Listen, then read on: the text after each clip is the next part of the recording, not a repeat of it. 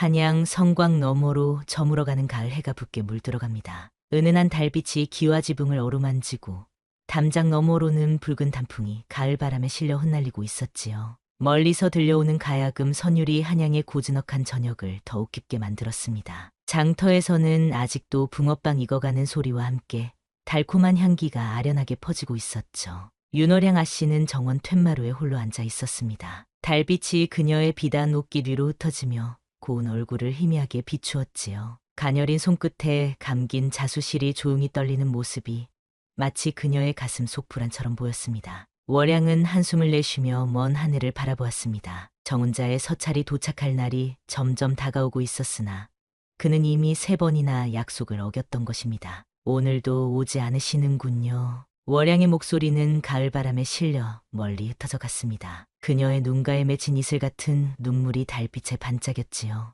윤월양은 16, 나이에 멀리 있는 양반가의 자제와 혼약이 정해져 있었습니다. 한 번도 만난 적 없는 사람과의 인연이었지만 가문의 명예를 위해 그녀는 정은자를 기다려왔던 것이지요. 담장 너머에서 들려오는 발소리에 월양은 고개를 돌렸습니다. 저작거리에서 막 돌아온 듯 흙투성이가 된 사내가 우물가에서 손을 씻고 있었지요. 그는 강돌이라 불리는 머슴으로 윤월향의 집에서 2년째 일을 돕고 있었습니다. 투박한 옷차림과 거친 손마디가 그의 신분을 말해주고 있었지요. 아씨, 요것이 떨어졌습니다. 강돌은 부드러운 목소리로 말하며 월양이 자수를 놓다 떨어뜨린 비단 조각을 조심스레 주워 건넸습니다. 그의 손은 거칠고 투박했으나 눈빛만은 맑은 물빛처럼 선한 울림이 있었지요. 월양은 순간 그와 눈을 마주쳤습니다. 이상하게도 그 눈빛이 어딘가 익숙하게 느껴졌습니다. 마치 오래전부터 알고 있었던 사람처럼 말이지요. 어디서 본 것 같구나. 월양의 말에 강돌은 잠시 당황한 듯했으나 이내 고개를 숙이며 대답했습니다. 저희는 언제나 여기 있었사옵니다. 아씨. 그 순간 월양의 가슴 한쪽이 서늘하게 떨렸습니다. 정은자를 기다려야 하는 신부님에도 불구하고 낯선 감정이 바람처럼 마음속으로 파고들었던 것입니다. 강돌은 공손히 인사를 올리고 물러났지만 그의 모습이 월양의 마음에 맴돌았습니다. 그날 밤 월양은 뒤척이며 깊이 잠들지 못했습니다. 창문 너머로 들어오는 달빛이 방바닥에 희미한 그림자를 만들어내는 가운데 그녀의 머릿속에는 강돌의 눈빛이 맴돌았지요. 윤월양은 자신의 마음이 흔들리는 것을 느끼며 고개를 저었습니다. 양반가의 규수가 어찌 머슴에게 마음을 둘 수 있겠습니까? 그러나 가슴 깊은 곳에서는 이미 무언가가 싹트고 있었던 것이지요. 며칠 후 드디어 정은자로부터 편지가 도착했습니다. 월양은 떨리는 손으로 봉투를 열었습니다. 그러나 편지의 내용을 읽는 순간 그녀의 손에서 종이가 힘없이 떨어졌습니다. 윤월향 낭작께 나라의 부름을 받아 먼 전장으로 떠나게 되었습니다. 이 인연을 지킬 수 없게 되어 송구합니다. 정은자는 돌아오지 않을 것이었습니다. 월양은 잠시 멍하니 앉아 있다가 마당으로 나왔습니다. 가을 하늘 아래 내리는 붉은 단풍잎들이 그녀의 발치에 쌓여갔지요. 그날 밤 월양은 아무도 모르게 달빛 아래 뜰을 거닐다가 후원에서 들려오는 소리에 이끌려 걸음을 옮겼습니다. 그곳에서 강돌이 혼자 대나무 검을 휘두르는 모습을 보게 되었지요. 힘 있는 동작과 날렵한 움직임은 단순한 머슴의 것이 아니었습니다. 범상치 않은 검술 솜씨였지요. 내 정체가 무엇이냐? 월양이 나직이 묻자 강돌은 그제야 움직임을 멈추고 깜짝 놀라 돌아보았습니다. 그리고 즉시 무릎을 꿇었습니다. 저희는 더 이상 숨길 수 없사옵니다. 아씨를 지키라 하신 분의 명을 받들어 이곳에 있사옵니다. 월양은 차가운 밤 공기 속에서 몸을 떨었습니다. 단순한 머슴이라 생각했던 그가 사실은 어떤 운명을 안고 있었던 것일까요? 달빛이 구름에 가려지는 그날 밤 윤월향은 강돌의 말에 놀라 한 걸음 물러섰습니다. 그의 정체가 단순한 머슴이 아니라는 사실이 그녀의 마음을 흔들어 놓았지요. 눈앞의 사내는 무릎을 꿇은 채 고개를 숙이고 있었습니다. 투박한 손으로 땅을 짚은 그의 모습이 처연해 보였습니다. 내가 말하는 지키라 하신 분이 누구인지 말해보거라. 월양의 목소리는 떨리고 있었지만 그녀는 최대한 단단하게 말을 이어갔습니다. 강돌은 잠시 침묵하다가 조심스레 고개를 들었지요. 그의 눈에는 오랜 세월 숨겨온 비밀의 무게가 깃들어 있었습니다. 아씨의 정혼자이신 김도령님께서 소인에게 명하셨사옵니다. 먼 전장에 나가게 되니 윤월향 아씨를 부디 지켜달라고 말입니다. 월향의 눈이 커졌습니다. 떠나가겠다는 편지를 보낸 정혼자가 자신을 지키라고 강돌에게 부탁했다는 말에 가슴이 뛰었지요. 혼란스러운 감정이 그녀의 마음을 휘감았습니다. 그렇다면 너는 우리 집안의 하인이 아니란 말이냐? 강돌은 깊은 한숨을 내쉬며 말을 이었습니다. 소인은 원래 몰락한 양반 가문의 자제였사옵니다. 어릴 적 소인의 집안은 반역죄로 몰려 멸문지화를 당했고 소인은 기적적으로 살아남아 정훈자님의 집안에 의해 거둬졌지요. 그리고 오랜 세월 아씨를 멀리서 지키는 존재로 살아왔사옵니다. 몰락한 양반가의 자제라는 말에 월양은 더욱 놀라움을 금치 못했습니다. 지난 2년간 그녀가 머슴으로만 알았던 이가 사실은 양반의 피를 이어받은 사람이었단 말입니까? 그녀는 달빛 아래서 그의 얼굴을 새삼 바라보았지요. 거친 일에 단련된 얼굴이었지만 그 속에 담긴 기품이 문득 느껴졌습니다. 너는 머슴이면서도 검술을 익혔구나. 어째서 정체를 숨긴 것이냐? 월향이 물었지요. 강돌은 말없이 고개를 숙였습니다. 그의 침묵 속에는 말로 다할 수 없는 슬픔이 담겨 있었습니다. 소인은 아씨를 멀리서 바라보는 것만으로도 좋겠사옵니다. 그 말을 듣는 순간 월향의 가슴 한켠이 뜨겁게 달아올랐습니다. 그가 자신을 위해 신분을 숨기고 머슴으로 살아왔다는 사실이 그녀의 마음을 울렸지요. 멀리서 빛나는 별을 바라보듯 자신을 지켜봐온 그의 마음이 느껴졌습니다. 내일 아침 동원에서 다시 이야기하자. 지금은 돌아가거라. 월양은 더 이상의 대화를 이어갈 수 없었습니다. 그날 밤 그녀는 또다시 뒤척이며 잠들지 못했지요. 머릿속에서는 강돌의 말이 끊임없이 맴돌았습니다. 정훈자는 떠나버렸지만 그의 부탁으로 자신을 지키고 있는 강돌. 그의 존재가 이제야 비로소 눈앞에 선명히 드러난 것 같았습니다. 다음 날부터 월양은 자꾸만 강돌의 곁을 맴돌았습니다. 그가 일하는 모습을 멀리서 바라보고 그의 말투와 행동 하나하나를 유심히 관찰했지요. 아무리 피하려 해도 그의 존재가 눈에 밟혔습니다. 그녀는 점점 깨닫게 되었습니다. 자신이 기다려온 사람은 정훈자가 아니라 항상 그녀를 곁에서 묵묵히 지켜보던 강돌이었다는 것을 말입니다. 강돌이 내게 검술을 가르쳐 주겠느냐? 어느 날 월양은 뜻밖의 제안을 했습니다. 강돌은 깜짝 놀라 주변을 둘러보았지요. 아씨, 그것은 규수께서 하실 일이 아니옵니다. 들키시면 큰일 납니다. 월양은 미소 지었습니다. 나는 이제 정훈자도 없는 몸이니 스스로를 지킬 줄 알아야 하지 않겠니? 강돌은 망설였지만 결국 월양의 뜻에 따르기로 했습니다. 그들은 달이 뜨는 늦은 밤 사람들의 눈을 피해 후원에서 만났지요. 강돌은 월양에게 기본적인 검술 자세를 가르쳤습니다. 비단 옷자락을 걷어올리고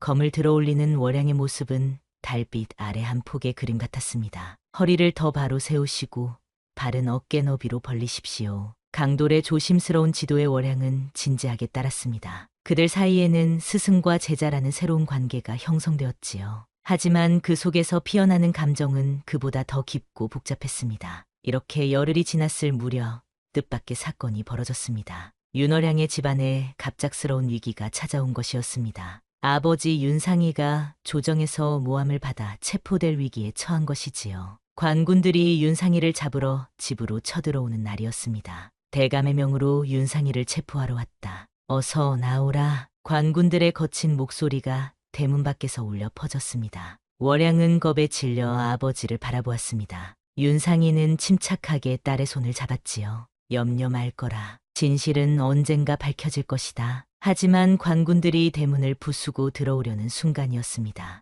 아씨를 건드리는 자 내 목숨을 걸고 막을 것이오. 강돌이 갑자기 나타나 대문 앞을 가로막았습니다. 그의 손에 쥔 검이 달빛에 번뜩였지요. 월양은 숨을 삼켰습니다. 그의 검술은 단순한 머슴의 것이 아니었습니다. 그는 한때의 대장군이었던 아버지의 제자였고 몰락한 양반의 후예였던 것입니다. 내가 어째서 그 순간 월양은 모든 진실을 깨달았습니다. 그가 그녀의 곁에 머슴으로 남은 이유는 단 한 가지였습니다. 아씨를 위해서라면 나는 아무것도 아니어도 괜찮소. 강돌의 눈빛에는 결연한 의지가 담겨 있었습니다. 그는 아씨를 지키기 위해 자신의 모든 것을 바칠 준비가 되어 있었던 것입니다. 달빛이 구름에 가려진 밤 윤월향의 집 앞마당은 긴장감으로 가득 찼습니다. 강돌은 홀로 관군들 앞에 서서 검을 들고 있었지요. 10명이 넘는 관군들이 그를 둘러싸고 있었으나 강돌의 눈빛은 흔들림이 없었습니다. 그의 검 솜씨는 범상치 않았습니다. 비켜라. 머슴 주제에 무슨 검을 들고 있느냐.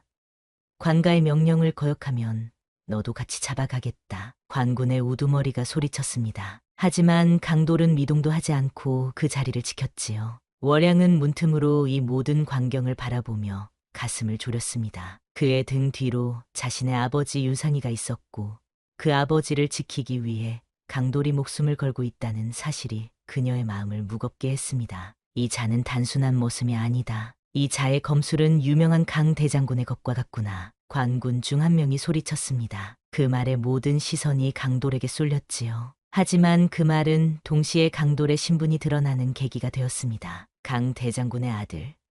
그럼 내가 반역자의 자식인 강철이란 말이냐? 관군들은 더욱 긴장한 모습으로 그를 바라보았습니다. 강돌, 아니 강철은 잠시 침묵했습니다. 그의 본명이 불려진 순간 오랫동안 숨겨온 그의 정체가 드러난 것이었지요. 월양은 그제야 왜 그가 강돌이라는 이름으로 살아왔는지 이해할 수 있었습니다. 그렇소로.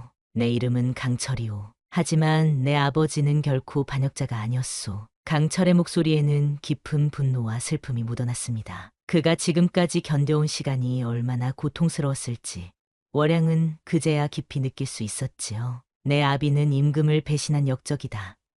그리고 너 역시 그 자식이니 오늘 여기서 끝을 보겠다. 관군들이 일제히 강철을 향해 달려들었습니다. 강철은 검을 휘둘러 그들을 막아섰지요. 그의 검은 마치 물 흐르듯 부드럽게 움직이며 관군들의 공격을 막아냈습니다. 그러나 수적 열세는 어쩔 수 없었습니다. 곧 여러 관군에게 둘러싸인 강철은 점점 밀리기 시작했지요. 그때였습니다. 멈추시오. 윤상이가 대문을 열고 걸어 나왔습니다. 그의 위험 있는 모습에 관군들이 잠시 주춤했지요. 나는 윤상이다. 내가 자진해서 관하로 가겠다. 이 젊은이는 우리 집 머슴일 뿐이니 그를 해치지 말고 나를 데려가거라. 윤상이의 말에 관군들은 잠시 망설이다 그를 체포했습니다. 강철은 손에 힘이 빠진 채 그 모습을 바라볼 수밖에 없었지요. 월양은 달려나가 아버지를 붙잡았습니다. 아버지, 어디로 가시는 것입니까? 아버지는 결코 죄를 지은 적이 없으십니다. 윤상이는 딸의 손을 꼭 잡았습니다. 월향아, 걱정 말 거라. 진실은 반드시 밝혀질 것이다. 내가 없는 동안 집안을 잘 지키고 있으렴. 아버지가 관군들에게 끌려가는 모습을 보며 월향은 눈물을 흘렸습니다. 그녀의 옆에는 강철이 무력하게 서 있었지요. 그러나 관군들은 강철마저 범인으로 지목했습니다. 이 자도 데려가라. 반역자의 자식이 어찌 그냥 둘 수 있겠느냐. 남은 관군들이 강철을 붙잡았습니다. 강철은 저항하지 않고 그들에게 끌려갔지요. 월양은 절망 속에서 그를 바라보았습니다. 내가 곧 구하러 가겠소. 아씨, 부디 안전하게 계십시오. 강철은 끌려가면서도 월양을 걱정했습니다. 그의 마지막 눈빛에는 깊은 애틋함이 담겨 있었지요. 순간 월양은 자신이 그를 얼마나 소중히 여기고 있는지 깨달았습니다. 정혼자도 아닌 머슴으로 살아온 그 사람이 자신의 마음속에 깊이 들어와 있음을 말입니다. 관군들이 떠난 후 월양은 홀로 비어버린 집에 남겨졌습니다. 잠시 망연자실하던 그녀는 이내 결심했지요. 아버지와 강철을 구하기 위해서는 스스로 나서야 한다고 말입니다. 나 혼자서라도 아버지와 강철이를 구해야 해. 월양은 방으로 돌아가 옷가지를 꾸렸습니다. 이제 그녀에게는 두 사람을 구할 방법을 찾아야 했지요. 하지만 교수의 몸으로 어디서부터 시작해야 할지 막막했습니다. 그때 문득 강철이 말했던 정훈자의 이름이 떠올랐습니다. 정훈자가 강철이를 보냈다면 그에게는 반드시 이유가 있을 거야. 월양은 정훈자의 집안을 찾아가기로 결심했습니다. 새벽녘 그녀는 남장을 하고 집을 빠져나왔지요. 아무도 그녀가 양반가의 교수임을 알아볼 수 없도록 말입니다. 한편 관아에 끌려간 강철은 곤장에 처해졌습니다. 그의 등에는 피가 흘렀지만 그는 끝까지 굴하지 않았지요. 동시에 윤상이는 감옥에 갇혀 있었습니다. 두 사람 모두 불의의 누명을 쓰고 고통받고 있었습니다. 윤상에 내가 반역의 증거 문서를 숨겼다는 증언이 있다. 그 문서의 행방을 말하지 않으면 끝까지 고통받을 것이다. 관아의 수장이 윤상이를 신문했습니다. 하지만 윤상이는 고개를 저었지요. 그런 문서는 존재하지 않소. 나는 결코 반역을 꾀한 적이 없소. 윤상이의 당당한 모습에 관아의 수장은 더욱 화가 났습니다. 그는 윤상이를 더 깊은 감옥으로 보내라 명령했지요. 강철은 감옥 안에서 윤상이의 모습을 발견했습니다. 그는 고개를 숙여 인사했지요. 대감, 이런 곳에서 뵙게 되어 죄송합니다. 윤상이는 강철을 바라보며 미소 지었습니다. 내가 강 대장군의 아들이었구나. 그동안 내 집에서 머슴으로 지내며 무척 고생했을 터. 왜 정체를 숨기고 있었느냐? 강철은 잠시 망설이다 진실을 말했습니다. 저는 대감의 따님을 지키라는 명을 받들어 그리하였습니다. 대감의 정혼자 되시는 김도령께서 저에게 부탁하셨지요. 멀리 떠나게 되니 월양아 씨를 지켜달라고. 윤상이는 그 말에 놀란 기색을 보였습니다. 그는 한동안 생각에 잠기더니 이내 고개를 끄덕였지요. 그런 일이 있었구나. 내가 내 딸을 지켜주었으니 고맙다. 강철은 고개를 숙였습니다. 그의 마음 한켠에는 월양에 대한 걱정이 가득했지요. 지금쯤 그녀가 얼마나 혼란스러울지, 얼마나 두려울지 생각하니 가슴이 저몄습니다. 한편 월양은 정훈자의 집을 찾아 먼 길을 떠났습니다. 남장을 한 그녀는 말을 타고 산길을 넘고 있었지요. 가슴속에는 아버지와 강철을 구하겠다는 굳은 의지가 불타오르고 있었습니다. 이틀 밤낮을 말을 달려 월양은 정훈자의 집이 있는 마을에 도착했습니다. 남장한 모습으로 마을 입구에 들어서자 사람들이 호기심 어린 눈으로 그녀를 바라보았지요. 월양은 자신이 양반가의 교수임을 감추기 위해 말과 행동을 조심했습니다. 그녀는 마을 사람들에게 김도령의 집을 물었습니다. 김진사댁이라면 저 언덕 위 큰 기와집이지요. 하지만 지금은 도련님이 전장에 나가시고 안 계십니다. 마을 노인의 말에 월양은 고개를 끄덕였습니다. 정훈자는 정말로 전장에 나간 것이었군요. 편지에 거짓은 없었던 것입니다. 하지만 그렇다면 강철을 보낸 이유는 무엇일까요?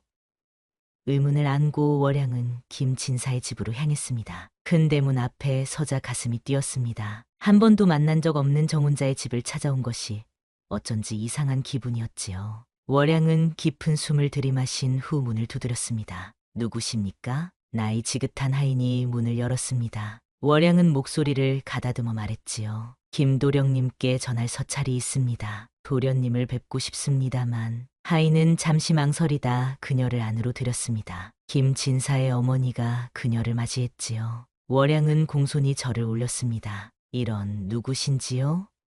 우리 아들에게 무슨 용건이라도? 김 부인이 물었습니다. 월양은 눈치를 살폈습니다. 지금 자신의 정체를 밝히는 것이 현명할지 판단하기 어려웠지요. 하지만 진실만이 아버지와 강철을 구할 수 있다는 생각에 용기를 내었습니다. 제가 사실은 윤상이의 따님 월양입니다. 그 말에 김 부인의 눈이 커졌습니다. 그녀는 월양을 자세히 살펴보더니 놀란 눈빛을 감추지 못했지요. 아이고, 이게 웬일인가? 정훈자인 아가씨가 어찌 남장을 하고 이런 곳까지 오셨소?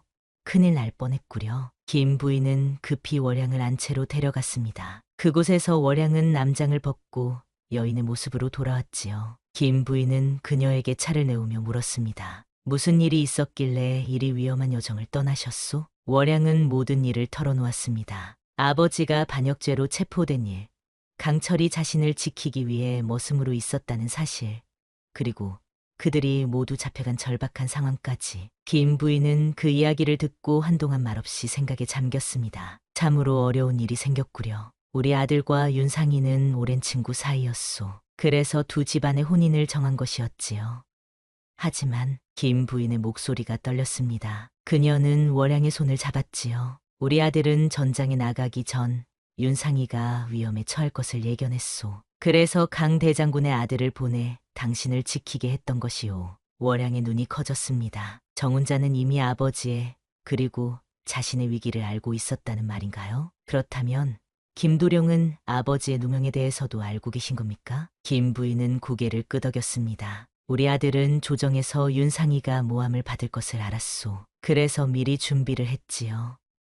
그런데 김 부인은 말을 흐렸습니다. 무언가 더 말하고 싶은 듯 했으나 망설이는 기색이 역력했지요. 월양은 애타게 물었습니다. 무슨 일인지 말씀해 주십시오. 아버지와 강철이가 위험합니다. 김 부인은 잠시 생각하다 일어나 방 한쪽의 서안을 열었습니다. 그곳에서 오래된 편지 한 통을 꺼내왔지요. 이것이 우리 아들이 떠나기 전 남긴 편지요. 당신에게만 보여주는 것이니 절대 비밀로 해주시오. 월양은 떨리는 손으로 편지를 펼쳤습니다. 그 안에는 놀라운 내용이 적혀 있었지요. 윤상의 대감은 반역자가 아니라 오히려 반역을 막으려 했던 충신이다. 증거는 윤상이의 집 뒤뜰 은행나무 아래 묻혀 있다. 강철에게는 이미 이 사실을 알렸으나 그가 잡혀갈 경우를 대비해 이 편지를 남긴다. 월양은 눈물이 흘렀습니다. 정은자는 자신에게 소식을 전하지 않고 떠났지만 실은 아버지를 구하기 위한 계획을 세워두었던 것입니다. 그리고 그 계획의 일부가 바로 강철이었지요.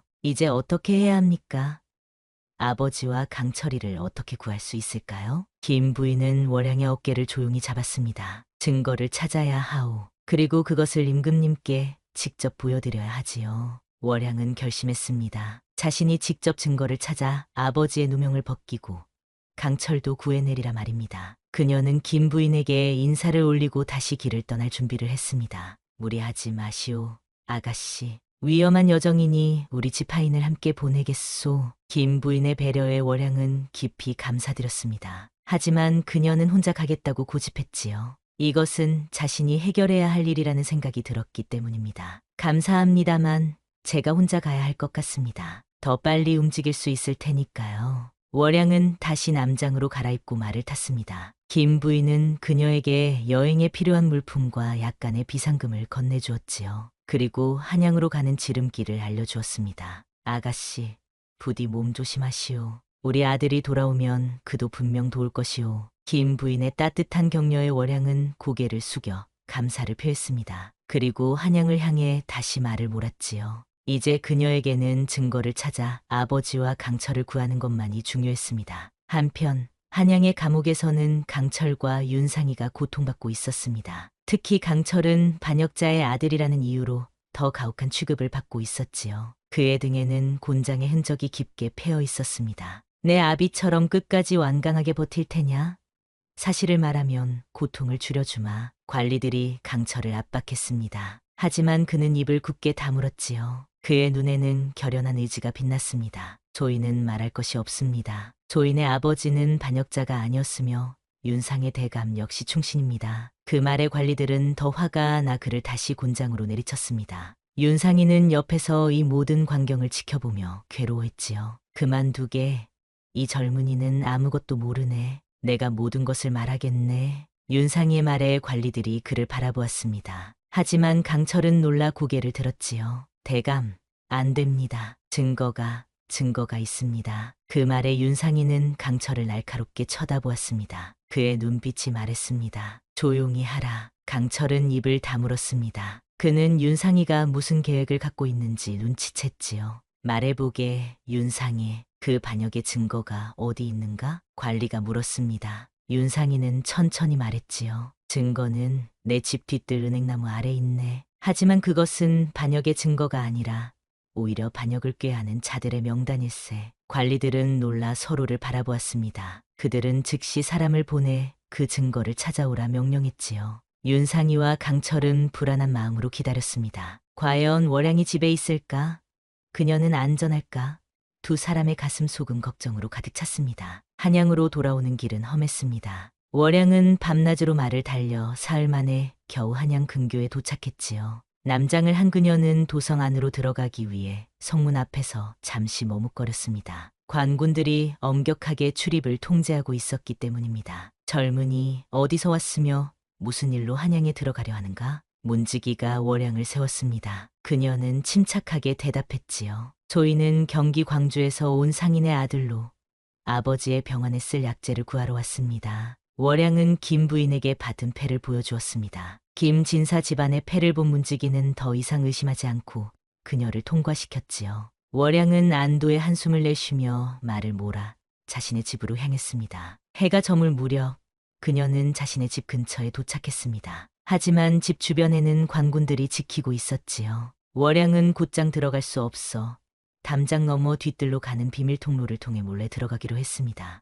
어릴 적 놀이터로 사용하던 그 통로는 다행히 아직 그대로였습니다. 달빛이 은은히 내리쬐는 밤, 월양은 조심스럽게 집 뒤뜰로 들어섰습니다. 그곳에는 오래된 은행나무가 서 있었지요. 김도령의 편지에 적힌 대로 증거는 이 나무 아래 묻혀 있을 터였습니다. 월양은 주변을 살피며 나무 밑으로 다가갔습니다. 도대체 어디에 묻혀 있는 것일까? 월양은 은행나무 주변을 살펴보았습니다. 달빛 아래에서는 모든 것이 희미하게 보였지요. 그때 그녀는 나무 줄기 한쪽에 새겨진 작은 표시를 발견했습니다. 세 개의 점이 삼각형 모양으로 새겨져 있었습니다. 이것이 표시인가 보구나. 월양은 그 표시 앞에서 무릎을 꿇고 땅을 파기 시작했습니다. 얼마 파지 않아 그녀의 손에 단단한 무언가가 닿았지요. 작은 나무 상자였습니다. 월양은 조심스럽게 그것을 꺼내 열었습니다. 상자 안에는 낡은 두루마리 한 통과 작은 도장이 들어 있었습니다. 두루마리에는 여러 명의 이름이 적혀 있었고 그 옆에는 반역 계획에 대한 자세한 내용이 기록되어 있었지요. 놀랍게도 그 명단 속에는 현재 아버지를 모함한 대신들의 이름이 있었습니다. 이것이 바로 아버지의 결백을 증명할 증거였던 것입니다. 이것이 아버지를 구할 수 있는 증거구나. 월양은 손이 떨리는 것을 느꼈습니다. 이제 이 문서만 있으면 아버지와 강철을 구할 수 있을 것입니다. 하지만 어떻게 이 증거를 임금님께 보여드려야 할까요?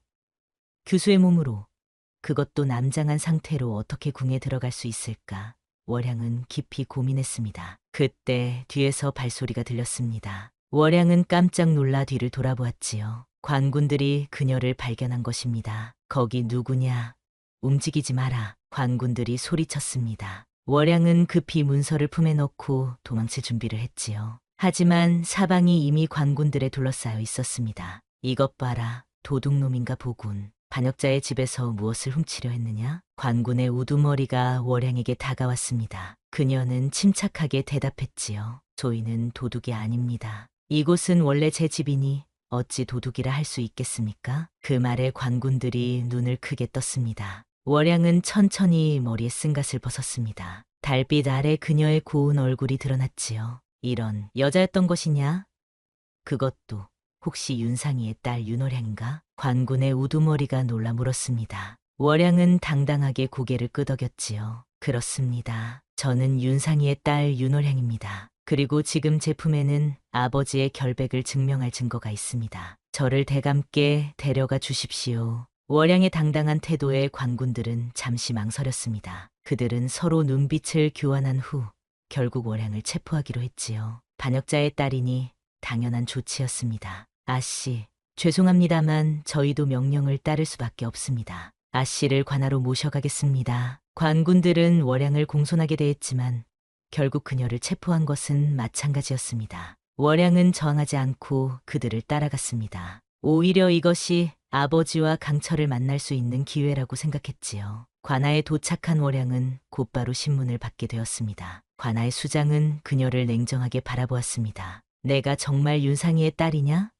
어찌하여 남장을 하고 도망쳤던 것이냐? 월양은 두려움 없이 대답했습니다. 저는 아버지의 결백을 증명하기 위해 멀리 정훈자의 집까지 다녀왔습니다. 그리고 이제 증거를 찾았습니다. 그녀는 품에서 두루마리를 꺼내 펼쳤습니다. 관아의 수장은 그것을 자세히 살펴보더니 안색이 변했지요. 문서에는 그의 이름도 적혀 있었기 때문입니다. 이런 거짓 문서를 어디서 구했느냐? 이는 모두 조작된 것이다. 그가 소리쳤습니다. 월양은 침착하게 말했지요. 이 문서에는 대감의 도장이 찍혀 있습니다. 그리고 이 문서를 이미 임금님께 전했다는 편지도 함께 있습니다. 물론 그것은 거짓말이었습니다. 하지만 월양은 관아의 수장을 흔들기 위해 그런 말을 할 수밖에 없었지요. 그의 안색이 더욱 창백해졌습니다. 그럴 리가 없다. 임금님께 이미 전해졌다고? 월양의 전략은 통한 것 같았습니다. 관아의 수장은 크게 동요했지요. 그는 잠시 생각하더니 갑자기 태도를 바꾸었습니다. 윤월향, 내가 찾은 것은 실로 중요한 증거로다. 내가 직접 임금님께 보고하마. 그 전까지 내 아버지와 그 머슴은 내가 잘 보살피겠다. 월양은 그의 말을 믿지 않았습니다. 아마도 그는 증거를 파괴하고 자신과 아버지, 그리고 강철까지 모두 없애려는 계략을 꾸미고 있을 것입니다. 제가 직접 임금님을 뵙고 싶습니다. 이 문서는 제 손으로 전하겠습니다. 월양의 단호한 태도에 관아의 수장은 당황했습니다. 그는 잠시 생각하더니 월양을 감옥으로 끌고 가라 명령했지요. 월양은 저항했지만 결국 여러 관군에게 붙잡혀 감옥으로 끌려갔습니다. 하지만 그녀는 미리 준비해둔 작은 칼로 두루마리의 일부를 잘라내 옷 속에 숨겼습니다. 끝까지 모든 증거를 지키지는 못했지만 가장 중요한 부분은 지킬 수 있었지요. 감옥에 갇힌 월양은 어둠 속에서 한숨을 내쉬었습니다. 하지만 곧 익숙한 목소리가 들렸지요. 월양 아씨? 어둠 속에서 강철의 목소리가 들려왔습니다. 월양은 그 소리에 기쁨의 눈물을 흘렸습니다. 강철이, 그대도 여기 있었구나. 월양은 소리가 난 쪽으로 다가갔습니다. 창살 너머로 강철의 모습이 보였지요. 그는 상처투성이었지만 그의 눈빛만큼은 여전히 강인했습니다. 아씨, 어찌 이런 곳에 오셨습니까? 위험한 줄 알면서. 강철의 목소리에는 걱정과 안타까움이 가득했습니다. 월양은 그에게 모든 이야기를 들려주었지요. 정훈자의 집을 찾아갔던 일, 증거를 찾은 일, 그리고 관아의 수장이 증거를 빼앗아간 일까지. 하지만 걱정 마세요. 가장 중요한 부분은 여기 있어요. 월양은 옷 속에서 숨겨둔 문서 조각을 꺼냈습니다. 거기에는 관아의 수장을 포함한 반역자들의 핵심 명단이 적혀 있었지요. 강철은 그것을 보고 놀라움을 감추지 못했습니다. 아씨, 정말 대단하십니다. 이제 우리에게 희망이 생겼습니다. 두 사람은 눈빛을 교환했습니다. 그 순간 월양은 강철의 눈에서 깊은 애정을 느꼈습니다. 그는 단순히 그녀를 지키는 임무를 넘어 진심으로 그녀를 아끼고 있었던 것입니다. 강철아, 나는 그대를 구하기 위해 어떤 일도 할 수 있어. 월양의 솔직한 고백에 강철은 잠시 말을 잊었습니다. 그리고 이내 부드러운 목소리로 대답했지요. 아씨, 소희는 아씨를 위해 이 목숨이라도 기꺼이 바치겠습니다. 두 사람의 마음이 하나로 연결되는 순간이었습니다. 하지만 그들에게는 아직 해결해야 할 일이 남아 있었지요. 어떻게 이 증거를 임금님께 전할 것인가? 아버지는 어디 계신가요? 아버지도 여기 계신가요? 월향이 물었습니다. 강철은 고개를 끄덕였지요. 대감은 더 깊은 감옥에 갇혀 계십니다. 하지만 아직 무사하십니다. 그 말에 월향은 안도했습니다. 아버지가 아직 살아계시다니 다행이었습니다. 이제 그들은 함께 탈출 계획을 세워야 했지요. 내일 아침 관아의 수장이 임금님께 보고하러 갈 것입니다. 그 전에 우리가 먼저 임금님께 이 증거를 전해야 합니다. 강철이 말했습니다. 월향은 동의했지요. 하지만 어떻게 이 감옥에서 빠져나갈 수 있을까? 두 사람은 밤새 머리를 맞대고 계획을 세웠습니다. 어둠이 깊어갈수록 감옥 안은 더욱 쓸쓸했습니다. 차가운 바람이 창살 사이로 들어와 월향의 뺨을 스쳤지요. 그녀는 무릎을 끌어안은 제 강철과 이야기를 나누고 있었습니다. 탈출 계획을 세우기 위해서였지요. 아씨, 내일 아침 죄수들에게 물을 가져다주는 하인이 있습니다. 그때가 우리의 유일한 기회일 것 같습니다. 강철이 낮은 목소리로 속삭였습니다. 월향은 고개를 끄덕였지요. 그들은 밤이 깊어가는 동안 세세한 계획을 세웠습니다. 월향은 여인의 약한 모습을 연기해 하인의 주의를 끌고 그 사이 강철이 탈출할 기회를 만드는 것이었습니다. 하지만 그대 혼자 탈출하면 어떻게 되는 거지? 월향이 걱정스럽게 물었습니다. 강철은 잠시 침묵했다가 조용히 대답했지요. 조인이 탈출하여 임금님께 증거를 전한 후 다시 아씨와 대감을 구하러 오겠습니다. 조인을 믿어주십시오. 그의 진심 어린 목소리에 월향은 가슴이 뭉클해졌습니다. 그녀는 옷 속에 숨겨둔 문서 조각을 꺼내 강철에게 건넸지요. 이것을 가져가요. 부디 무사히 임금님께 전해주세요. 강철은 그 문서를 소중히 받아 자신의 옷 안에 꼼꼼히 숨겼습니다. 두 사람은 그렇게 밤을 보내며 서로에 대한 마음을 더욱 깊이 느꼈지요. 새벽이 밝아오고 있었습니다. 곧 하인이 물을 가져올 시간이었지요. 월향은 마른 침을 삼키며 강철에게 눈짓을 했습니다. 이제 그들의 계획을 실행할 때였습니다. 물 가져왔소. 나이 든 하인이 물통을 들고 다가왔습니다. 월향은 즉시 신음소리를 내며 바닥에 쓰러졌지요. 아이고, 살려주세요. 너무 아파요. 물 좀 주세요. 월향의 연기에 하인은 놀라 그녀에게 다가왔습니다. 강철은 그 틈을 노려 재빨리 움직였지요. 그는 창살 사이로 손을 뻗어 하인의 옷자락을 잡아당겼습니다. 하인이 균형을 잃고 비틀거리는 순간 강철은 그의 허리춤에 있던 열쇠를 빼앗았습니다.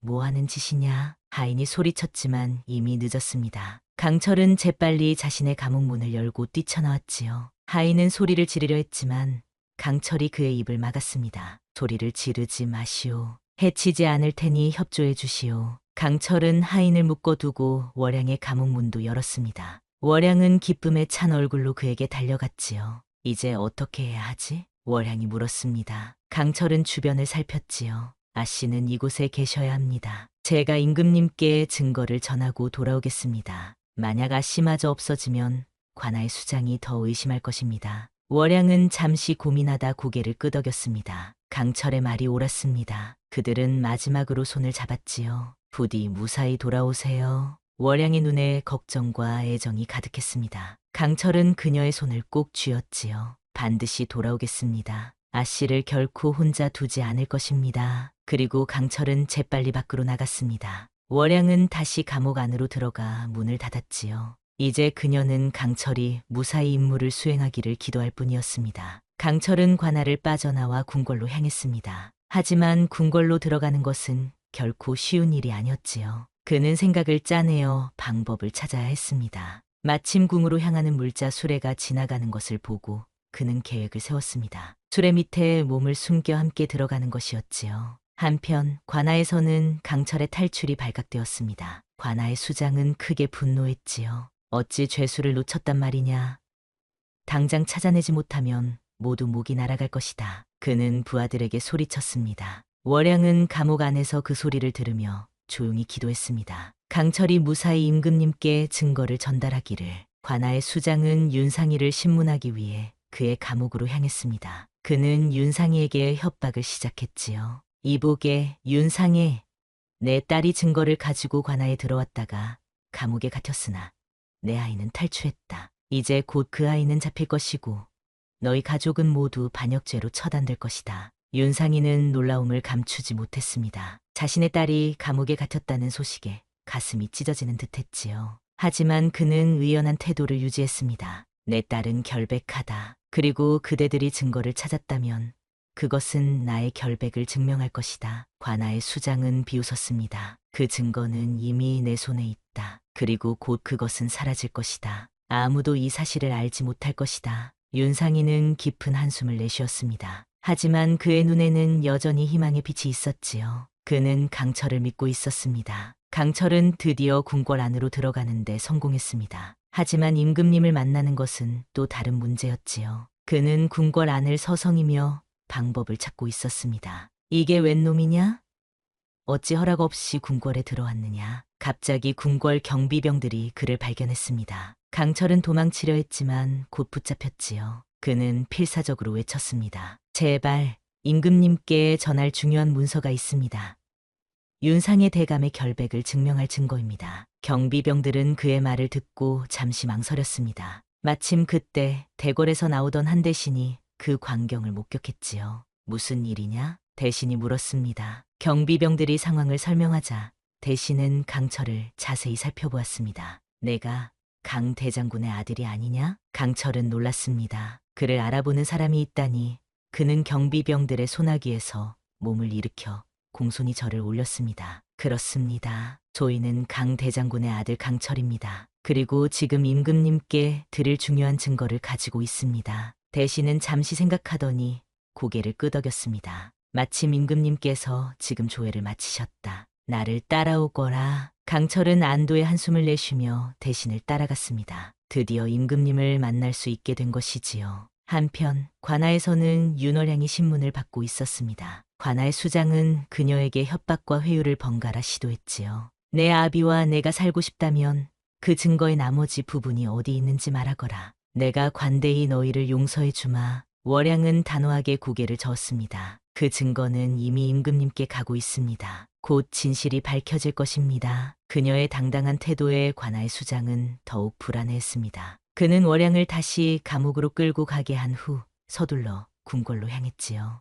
임금님께 자신의 변명을 먼저 전해야 한다고 생각했기 때문입니다. 강철은 임금님 앞에 무릎을 꿇었습니다. 대신의 도움으로 그는 드디어 임금님을 아련할 수 있게 되었지요. 그는 떨리는 손으로 품에 숨겨둔 문서를 꺼냈습니다. 폐하, 이 문서는 윤상의 대감의 결백을 증명하는 증거요입니다. 대감은 반역을 꾀한 것이 아니라 오히려 반역을 계획하는 자들의 명단을 발견하고 이를 폐하께 알리려 했던 것이옵니다. 임금은 문서를 받아 자세히 살펴보았습니다. 그의 안색이 점점 굳어졌지요. 이것이 사실이라면 심각한 일이로다. 내 가장 신임하던 신하들 중 일부가 반역을 꾀했다는 말이냐? 강철은 고개를 끄덕였습니다. 그렇사옵니다, 폐하. 그리고 지금 이 순간에도 관아의 수장은 이 증거를 없애려 하고 있사옵니다. 윤상의 대감과 그의 따님은 지금 관아에 갇혀 있사옵니다. 임금은 깊은 생각에 잠겼습니다. 그때 궁궐문이 열리며 관아의 수장이 급히 들어왔지요.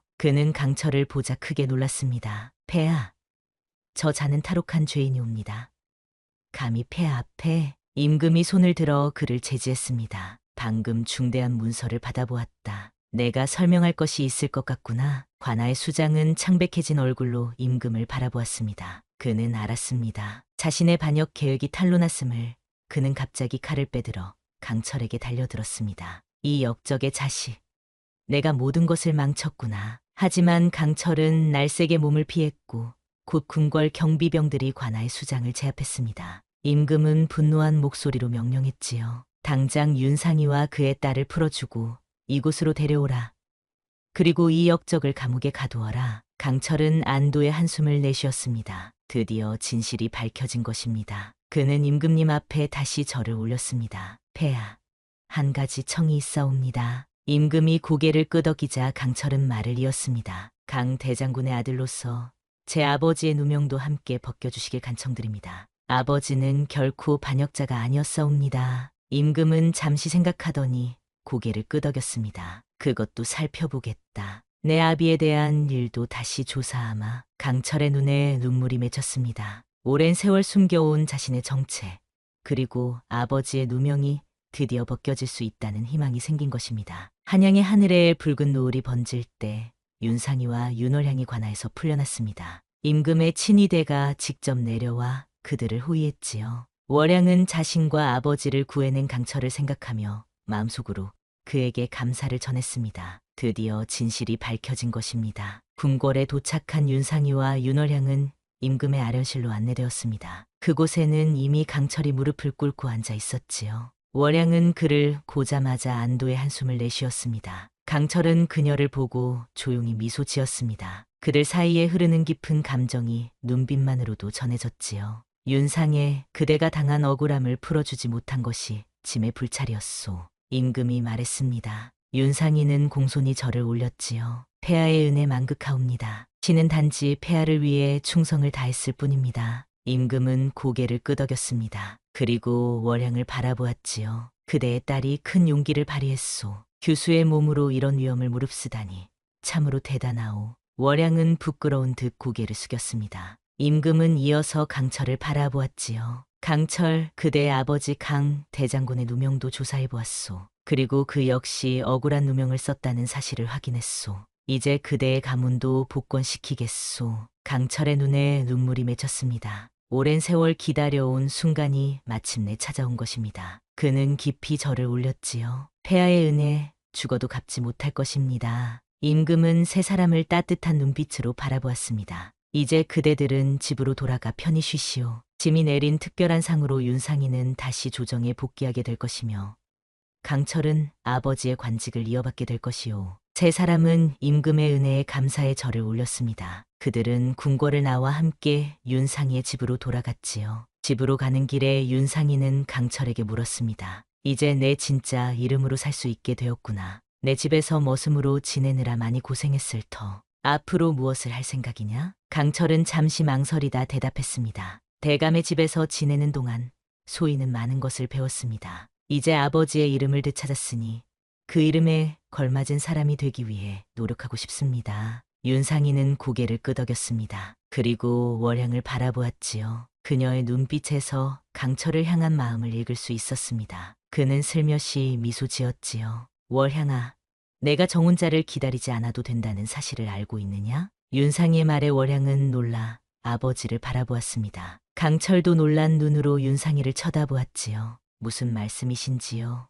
아버지? 윤상이는 한숨을 내쉬었습니다. 사실 내 정혼자인 김도령은 임진왜란 때 전사했다. 하지만 그 사실을 너에게 알리지 않았던 것은 우리 집안이 위험해질 것을 예상했기 때문이었다. 김도령의 아버지와 나는 함께 반역 음모를 밝히려 했고 그 과정에서 김도령은 목숨을 잃었다. 그리고 강철은 김도령의 마지막 부탁으로 너를 지키기 위해 우리 집에 온 것이지. 월향과 강철은 충격에 빠졌습니다. 그들이 알고 있던 것과는 전혀 다른 진실이었지요. 윤상이는 계속해서 말했습니다. 이제 모든 진실이 밝혀졌으니 너는 자유롭게 내 삶을 선택할 수 있다. 정혼자와의 약속에 더 이상 얽매일 필요가 없다. 월향의 눈에 눈물이 고였습니다. 그녀는 아버지의 손을 꼭 잡았지요. 아버지, 그동안 얼마나 힘드셨을까요? 윤상이는 딸의 손을 토닥였습니다. 모든 것이 지나갔다. 이제 우리는 새로운 시작을 할 수 있다. 그들은 침묵 속에서 집으로 향했습니다. 각자의 마음속에는 여러 생각이 교차하고 있었지요. 집에 도착한 후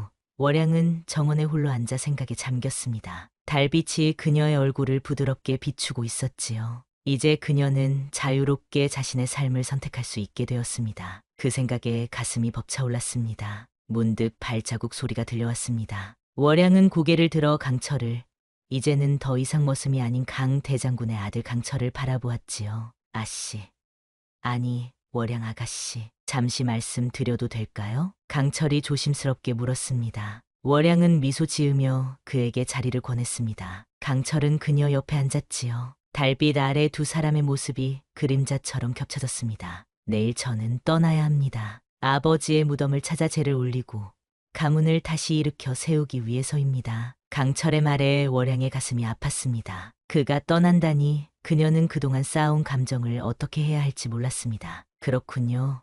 부디 무사히 다녀오세요. 월양의 목소리가 떨렸습니다. 강철은 그녀의 눈을 바라보았지요. 하지만 제가 돌아올 수 있을지 아가씨께서 허락해 주신다면. 그의 목소리에는 망설임과 희망이 함께 담겨 있었습니다. 월양은 자신의 진심을 더 이상 숨기지 않기로 했습니다. 나는 그대가 돌아오길 기다릴 것입니다. 내가 그동안 진정으로 기다렸던 사람은 결국 그대였으니까요.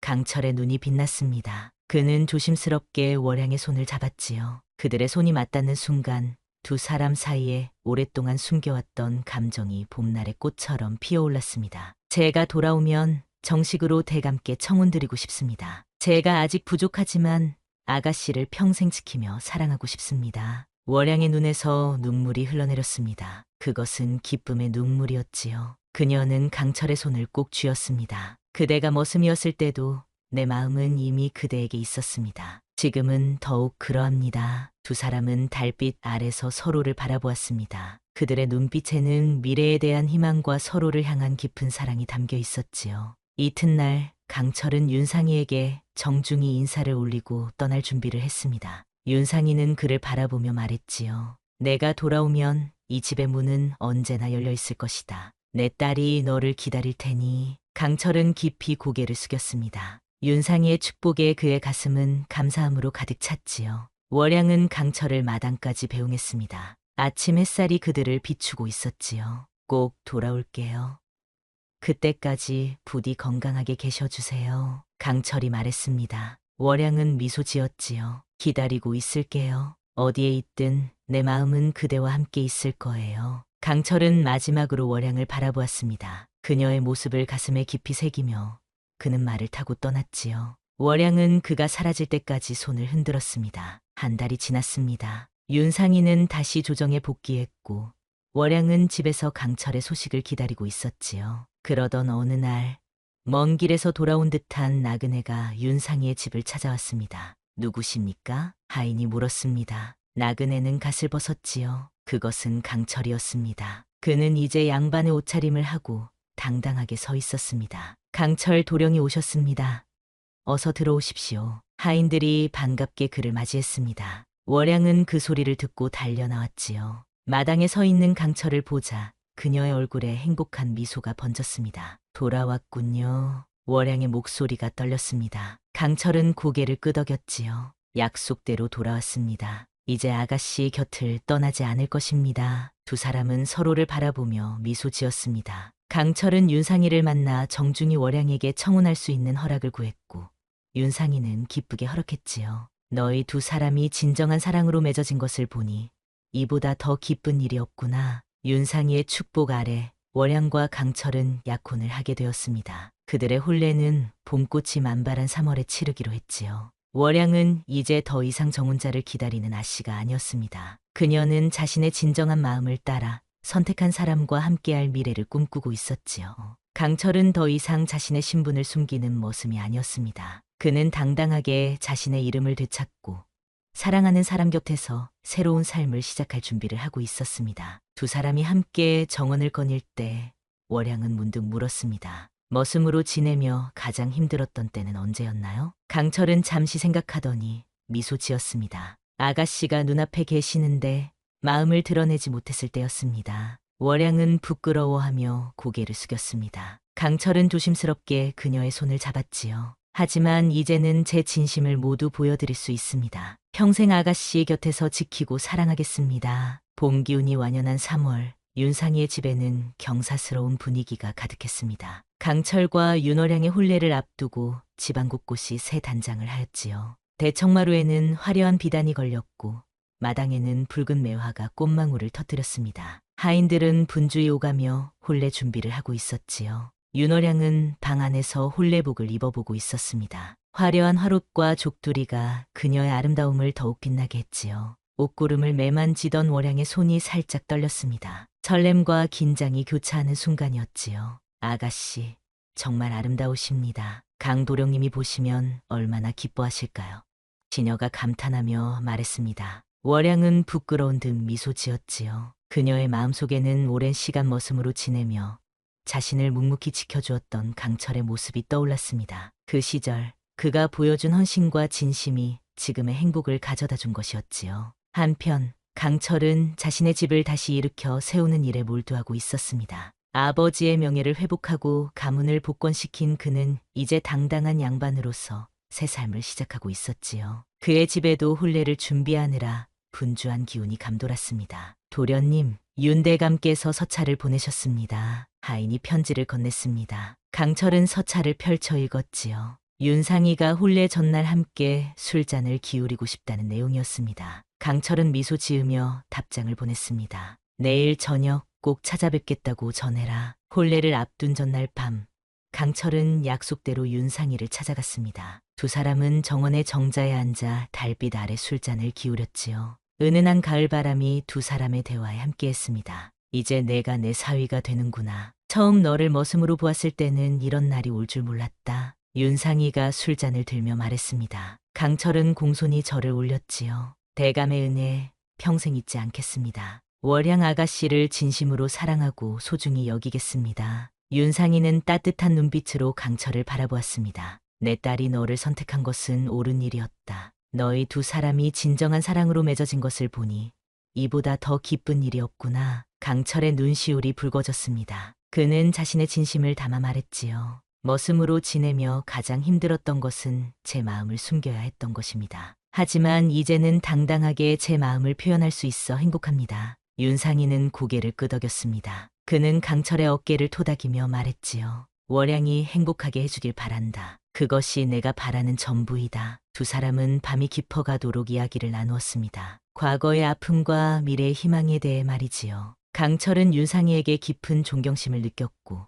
윤상이는 강철에게 아들 같은 애정을 품게 되었습니다. 혼례 당일 맑은 하늘이 축복하듯 빛났습니다. 윤상이의 집 마당에는 많은 하객이 모였지요. 조정의 고관대작들과 친지들이 이 경사스러운 날을 축하하기 위해 찾아왔습니다. 강철은 사무관대를 갖추고 말을 타고 신부의 집으로 향했습니다. 그의 얼굴에는 긴장과 기쁨이 교차했지요. 오랜 세월 기다려온 순간이 드디어 찾아온 것입니다. 신랑이 도착하자 온 마을이 들썩였습니다. 양반가의 혼례는 마을의 큰 구경거리였지요. 강철은 위엄있게 말해서 내려 윤상이의 집 대문 앞에 섰습니다. 전할례를 올리기 위해서였지요. 신랑이 도착하였사옵니다. 하인의 외침과 함께 윤상이가 대문 밖으로 나왔습니다. 강철은 깊이 절을 올렸지요. 윤상이는 미소 지으며 강철을 맞이했습니다. 내 사위가 되는 이 날을 환영하노라. 어서 들어오게. 강철은 윤상이를 따라 마당으로 들어갔습니다. 그곳에는 혼례를 위한 모든 준비가 갖추어져 있었지요. 붉은 비단으로 장식된 청사초롱이 길을 밝혔고